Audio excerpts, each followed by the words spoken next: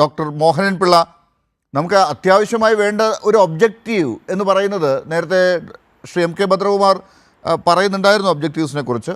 നമുക്കൊരു ഒബ്ജക്റ്റീവ് ഉണ്ടായിരുന്നത്, നമുക്ക് ആ പഹൽഗാമിൽ മറുപടി ഒരു ഓപ്പറേഷൻ സിന്ദൂർ നമ്മൾ തുടങ്ങി വച്ചിരിക്കുകയാണ്.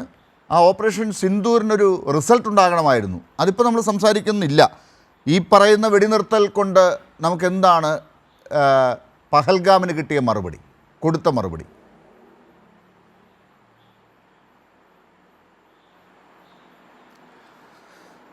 ഇത് അൾട്ടിമേറ്റായിട്ട് പറയുകയാണെങ്കിൽ ഈ ഒരു പഹൽഗാം മാത്രമായിട്ട് എടുത്ത് നമ്മൾ ചർച്ച ചെയ്യുവാണെങ്കിൽ അതിന് I may have to agree with doctor Bhadrakumar. In toto അതൊരു ബ്രീഫിങ് നമ്മൾ കണ്ടല്ലോ, ആദ്യത്തെ ബ്രീഫിങ്. അതിനകത്ത് ഏതാണ്ട് അക്ഷർധാം മുതലുള്ള സ്ലൈഡ്സാണ് കാണിച്ചിട്ട് നമ്മൾ ഈ ടെററിസ്റ്റ് അറ്റാക്കിലെ അതിൻ്റെ ഫലമായിട്ടുള്ള ബ്ലീഡിങ്സ് അനുഭവിച്ച ഒരു രാജ്യമാണ്. അതുകൊണ്ട് ഇനിയും മുന്നോട്ടൊന്നും പറ്റില്ല.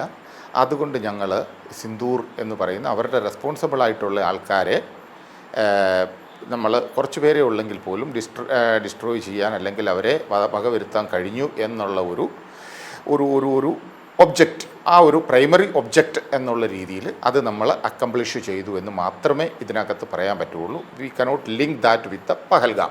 That is one side. Second, ഇപ്പോൾ നടന്നതിൻ്റെ advantage or disadvantage, ceasefire of course. Ceasefire നടന്നതിൻ്റെ മെയിൻ കാരണം ഞാൻ പറഞ്ഞു തരാം. സീസ് ഫയർ ഈ സമയത്ത് ഏറ്റവും അത്യാവശ്യം എന്ന് പറയുന്നത് ടെററിസ്ഥാനായിരുന്നു, നമ്മുടെ നെയ്ബറിങ് ശത്രു രാജ്യത്തിന് തന്നെയായിരുന്നു വേണ്ടിയിരുന്നത്. കാരണം എന്തു തന്നെയാണെങ്കിലും അവിടെ ഒരു പ്രോവിൻസ് അവർക്കെതിരായിട്ട് തന്നെ മൂവ് ചെയ്ത് കൊറ്റയിൽ ഒരു ഫ്ലാഗ്, ആ രാജ്യത്തിൻ്റെ ഫ്ലാഗ് താഴോട്ട് താഴ്ത്തി പുതിയ ഫ്ലാഗ് ഉയർത്താൻ ശ്രമിച്ചു. ഐ ഡോണ്ട് നോ വെദർ എത്ര അതിനെ കറക്റ്റാണെന്നറിയില്ല. പക്ഷേ എന്തു തന്നെയാണെന്ന് പറഞ്ഞാലും അവിടെ നല്ല ആഭ്യന്തര പ്രശ്നമുള്ളപ്പോൾ ഇന്ത്യയുമായുള്ള ആ ഒരു face off eyeball to eyeball, ഈ ബോർഡറിലെ ബിൽഡപ്പ്, ഈ ട്രൂപ്സിനെ 100% അങ്ങോട്ട് ഇപ്പോൾ ഇമ്മീഡിയറ്റായിട്ട് മാറ്റിയേ പറ്റുള്ളൂ. അങ്ങനെ ഒരു അവസരമാണ് അവർ നേരിട്ട് കൊണ്ടിരുന്നത്. അല്ലായിരുന്നെങ്കിൽ ഞാൻ വിഷ്വലൈസ് ചെയ്യുന്നില്ല ഇവർ ഇമ്മീഡിയറ്റായിട്ട് സീസ് ഫയറിനെ റിക്വസ്റ്റ് ചെയ്യും. അവരുടെ ആ ഒരൊറ്റ പ്രശ്നത്തിലാണ് അവർ സീസ് ഫയറിന് വേണ്ടി മുന്നോട്ട് വന്നിട്ടുള്ളത് എന്ന് നമ്മൾ കാണേണ്ടിയിരിക്കുന്നു. ദാറ്റ് ഈസ് മേജർ ഇഷ്യൂ എന്ന് പറയുന്നത്. രണ്ടാമത്, നമ്മൾ ഇതുകൊണ്ട് നേടിയത് 2-3 കാര്യങ്ങളാണ്.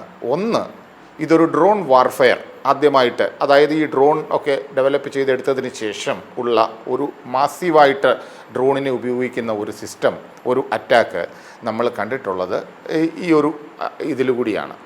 പിന്നെ ഇതിനകത്ത് വരുന്ന ഒരു കാര്യം എന്ന് പറഞ്ഞു കഴിഞ്ഞാൽ, ഈ 71-ന് ശേഷം in case of a war നമ്മൾ എന്തൊക്കെ സ്റ്റെപ്സ് എടുക്കണമെന്ന് സിവിലിയൻ കമ്മ്യൂണിറ്റീസിന് അറിയില്ല. അത് അവർക്കൊരു പുതിയൊരു പാഠം എന്നുള്ള രീതിയിൽ വന്നു എന്ന് നമുക്ക് പറയാം. At the same time what അവർ നെയ്ബറിങ് കൺട്രി അച്ചീവ്ഡ്, എന്താണ് അവർ നേടിയത്? അവർ ഒരു മേൽക്കോയ്മ നേടി നമ്മളെക്കാളും. പ്രൊപഗൻഡ വാർഫെയറിൽ 100% അവർ നമ്മളെക്കാൾ ഒരു പടി മുന്നിലായി എന്നുള്ളതിനകത്ത് യാതൊരു സംശയവുമില്ല. പക്ഷേ മോഡേൺ കൺസെപ്റ്റ് ഓഫ് വാറിൽ പ്രൊപഗൻഡ വാർഫെയറിനും ഒരു മേജർ റോളുണ്ട്. There is no doubt in to it. ആ മേജർ റോൾ പ്രൊപഗൻഡ വാറാണ് ബേസിക്കലി. അതായത് കണ്ടിന്യൂസ് ഇൻഡോക്ട്രിനേഷനാണ്. അത് അങ്ങനെ ചെയ്യുമ്പോൾ ഒരു കാര്യം തന്നെ 10 പ്രാവശ്യം പറയുമ്പോൾ ആൾക്കാർ ഒരു പക്ഷേ അതിനകത്ത് ഒന്ന് വിശ്വസിച്ചു പോകും. നമ്മളും പ്രൊപഗൻഡ വാറിൽ പുറകിലായിരുന്നില്ല. പക്ഷേ ചില കാര്യങ്ങൾ, ഓഫ് കോഴ്സ്, നമ്മൾ ഇതുവരെ ഒരു മീറ്റിങ്ങിലും പൈലറ്റിനെ ക്യാപ്ചർ ചെയ്തെന്നോ അല്ലെങ്കിൽ അവരെ അതിനെക്കുറിച്ചിട്ടൊന്നും പറയുന്നേ ഇല്ല. ഇടയ്ക്ക് ഇൻ ബിറ്റ്വീൻ ഇറ്റ് കെയിം. അപ്പം ആ ഒരു ആംഗിളിൽ നമ്മൾ നോക്കിക്കഴിഞ്ഞപ്പോൾ നമ്മൾ ശരിക്കും പറഞ്ഞു കഴിഞ്ഞാൽ ഓഫ് കോഴ്സ് ഇത് 100% കറക്റ്റാണ്. ഈ സീസ് ഫയർ കൊണ്ട് 2 രാജ്യങ്ങളിലെയും സാധാരണ ആൾക്കാരുടെ ജനജീവിതം സാധാരണഗതിയിലോട്ട് പോകാം എന്നുള്ളതാണ്. പക്ഷേ ഇതിനകത്ത് ഈ സീസ് ഫയർ ഡിക്ലെയർ ചെയ്തത് 3 മണിക്കാണെങ്കിലും അത് കഴിഞ്ഞതിന് ശേഷം ഒരു സ്റ്റേറ്റ്മെൻറ്റ് സെൻട്രൽ ഗവൺമെൻറ്റിൽ നിന്ന് വരുന്നു. ദാറ്റ് ഈസ്, ഞാൻ വിചാരിക്കുന്നത് അത് ഇന്ത്യയിലുള്ള ജനങ്ങളുടെ മൊറാലിനെ അപ്പ് ചെയ്യാനുള്ളതാണ്. കാരണം any terrorist attack against India will be declared as a war എന്നുള്ളതാണ്. അത് ഡയറക്റ്റ്ലി ഒരു വാർ എന്നുള്ളതാണ്. പക്ഷേ അതിന് ഡയമെൻഷനാണ് എനിക്ക് ക്വസ്റ്റ്യൻ ഉള്ളത്. അതായത് എങ്ങനെയായിരിക്കും ഒരു terrorist, for example next week, അല്ലെങ്കിൽ ഇപ്പോൾ തന്നെ ഓൾറെഡി ജമ്മു ആൻഡ് കാശ്മീരിൽ ജിഹാദികളുണ്ട്, അല്ലെങ്കിൽ അവർ ഒരു ഫിദൈൻ അറ്റാക്ക് നടത്തുന്നു. അപ്പോൾ ഇമ്മീഡിയറ്റ് ആയിട്ട് നമ്മൾ ടെററിസ്ഥാനെതിരായിട്ട് വാർ ഡിക്ലെയർ ചെയ്യാൻ പറ്റുമോ? അതിന് ഡയമെൻഷൻസ് എന്താണ്? അതിൻ്റെ മാനങ്ങൾ എന്തൊക്കെയാണ്? അതുപോലെ തന്നെ day after tomorrow only we will come to know about what are the conditions എന്ന് പറയുന്നത്. അപ്പം ഈ കണ്ടീഷൻസിൽ ഇൻഡസ് വാലിയിൽ അവർ ഒരു കാരണവശാലും ഇൻഡസ് വാലിയിൽ നിന്ന് പുറകോട്ട് പോകാനായിട്ട് സമ്മതിക്കില്ല. ഒരു പക്ഷേ മീഡിയേറ്ററായിട്ട് വന്നിട്ടുള്ള രാജ്യം ഇൻവിസിബിൾ ആണെങ്കിൽ പോലും, അവർ വിസിബിൾ അല്ലെങ്കിൽ പോലും, അഥവാ ആണെങ്കിൽ അവർ അവരുടെ ഇൻഫ്ലുവൻസിൽ നിന്ന്, അവരുടെ ക്ലച്ചസിൽ നിന്ന് നമുക്ക് വെളിയിൽ വരാൻ പറ്റാത്ത ഒരവസ്ഥ ഉണ്ടെങ്കിൽ അതൊക്കെ നമ്മൾ അംഗീകരിച്ചു കൊടുക്കേണ്ടി വരും.